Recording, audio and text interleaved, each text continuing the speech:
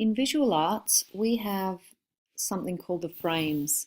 The frames is simply different ways or perspectives or viewpoints to look at artwork so that we can gain a better understanding of what the artist wants to communicate to us, the audience.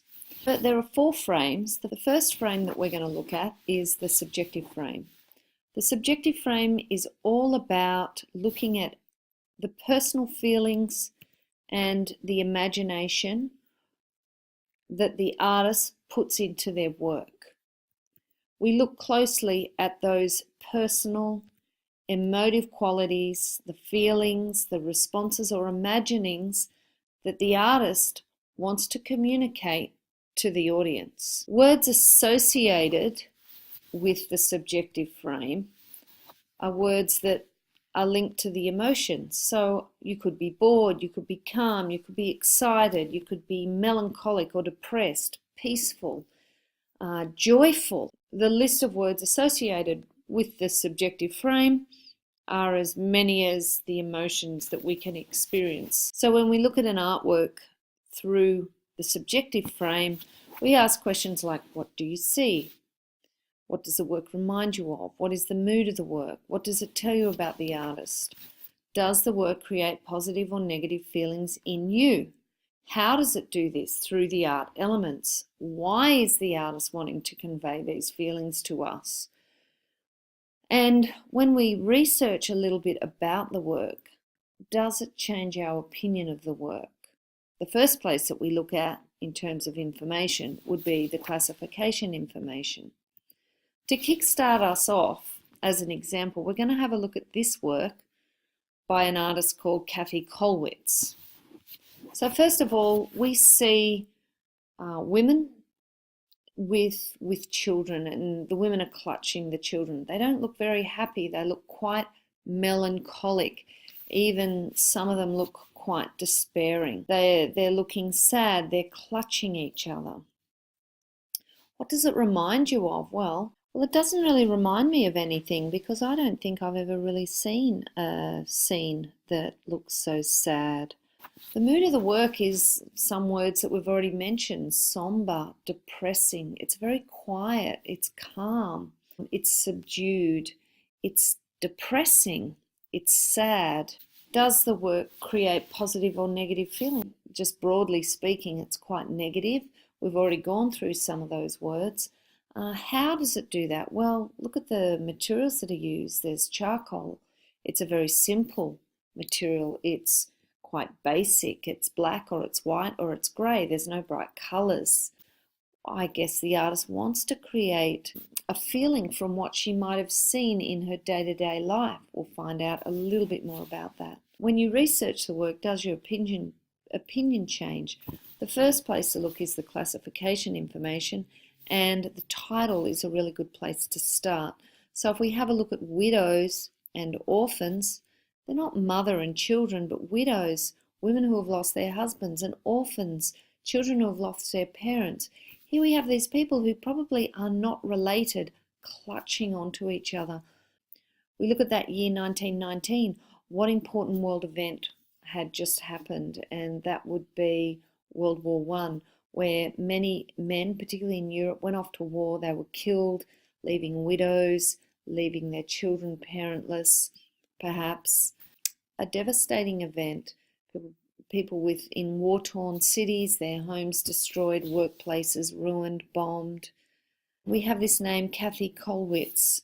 It does not look like an Anglo-Saxon name. It looks like a Jewish name or a German name, particularly the way Kathy is spelled. So I'm kind of guessing that Kathy Kollwitz, the artist, witnessed this scene in the streets perhaps of Germany or Austria around the time at the end of World War I. A simple bit of research can easily answer some of those questions. So those are the kind of questions that you would ask looking at an artwork through the subjective frame to try and get a sense of the artist's emotional intent.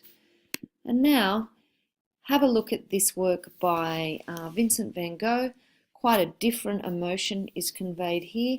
I'd like you to ask those same questions about Vincent van Gogh's intent. What does he want to communicate about this night sky to the audience? We're now going to have a look at the structural frame.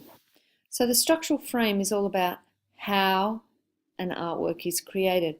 Through the structural frame, we look at the elements of art, the line, shape, colour, texture, tone, space, the principles of design, which is the way those art elements are put together, whether they create balance or harmony, contrast, movement or rhythm. Composition is all about how those elements of art and principles of design are arranged within the artwork. The structural frame considers the materials and why those particular materials were used to convey a particular message or meaning, and the techniques that have been used by the artist. From the structural frame, we look at the what, where, when, why and how an artwork is made. When we have a look at this work by Picasso called Weeping Woman, it would be easy to view that through the subjective frame, and you can view it through the subjective frame if you want to. But you can also view this artwork through the structural frame. In fact, most artworks you can look at through 3 of the frames and even sometimes 4 of the frames. The one artwork through 4 different frames. Although this artwork could be looked at through the subjective frame, we're going to look at it through the structural frame. We're going to ask those key questions. What does the artwork depict? Of course, it depicts a weeping woman. Composition, how is it arranged? It's a central composition. The woman is looking to the right. She has her hand to her face, holding what looks like a tissue. The art elements, 2 or 3. What are the most obvious ones? Well, there's definitely colour. Okay, you have that unnatural use of colour, the greens and the yellows on the face to show her distress. Another art element would be line. Look at those angular lines. Not a feeling of calm, but a feeling of anxiety and distress. Another art element could be shape. Again, angular shapes that show about anxiety. They're the 3 art elements that I think are most prominent in this work.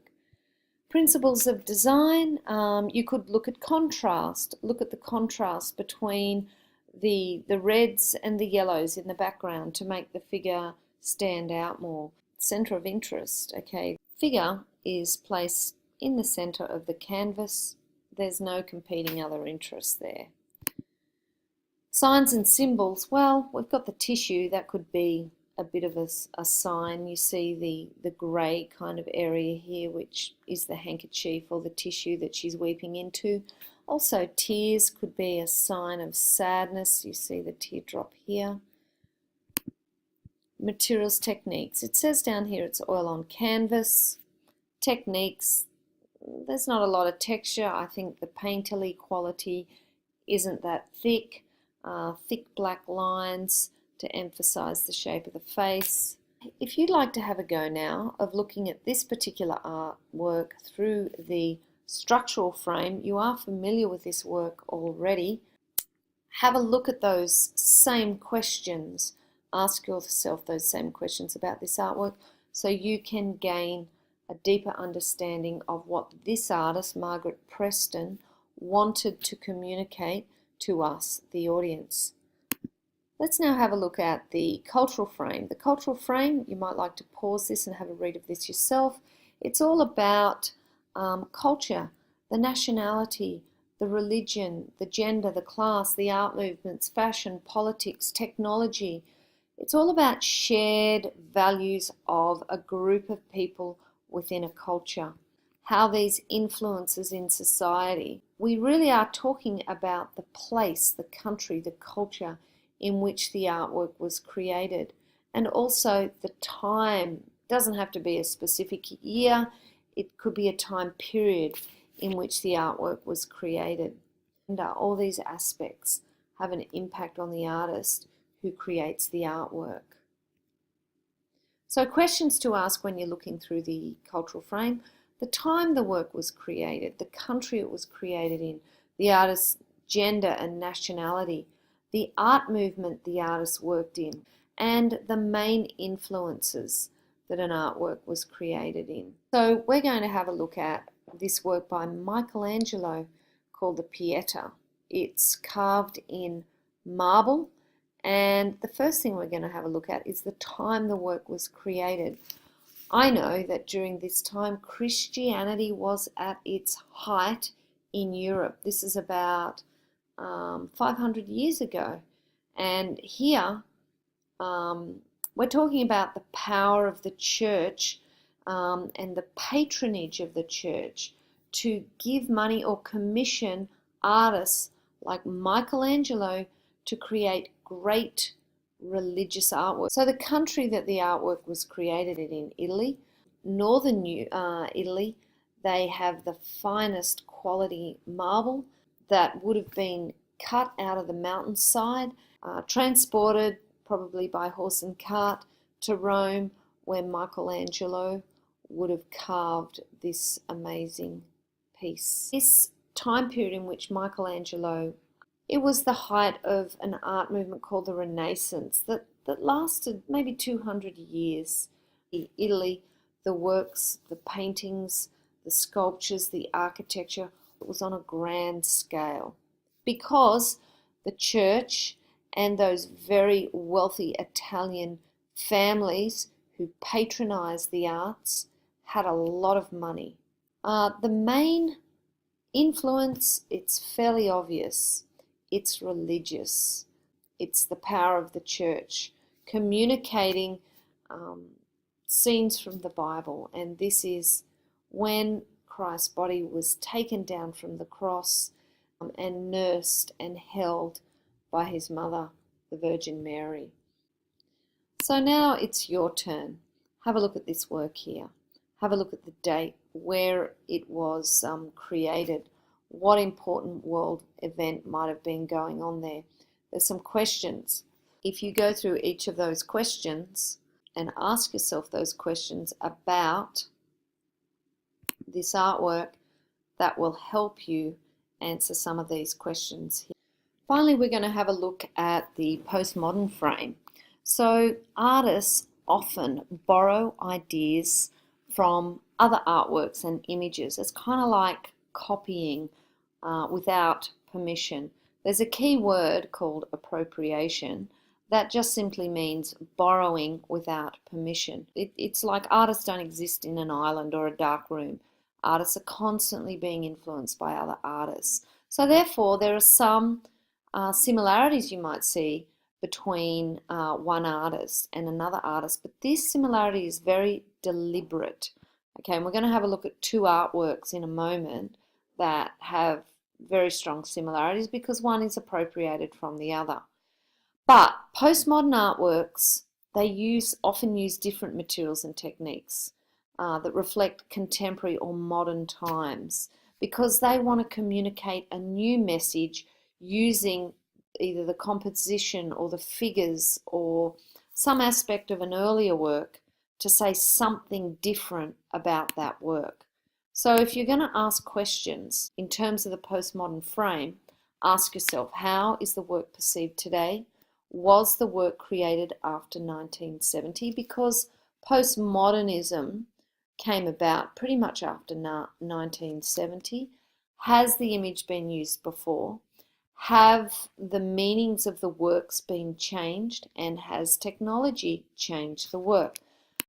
We've already had a look at this image here by Charles Meade, and here we have an appropriation some 50 years later of this earlier image. They're not exactly the same, but you can definitely see similarities. So let's have a closer look at this image here. Okay, this image, it's actually a photograph, so we already see that Anza Hauke has used modern technology that was not available back in the 1940s. She's used modern technology to say something new about the Australian culture and the Australian population. So have a look at each of those questions in terms of this image, and that will help you answer some of these questions here. So I hope now that you've gone through each of these different frames in terms of these examples provided, and you've got a better idea that an artwork can be considered from different viewpoints. That's simply what the frames are all about.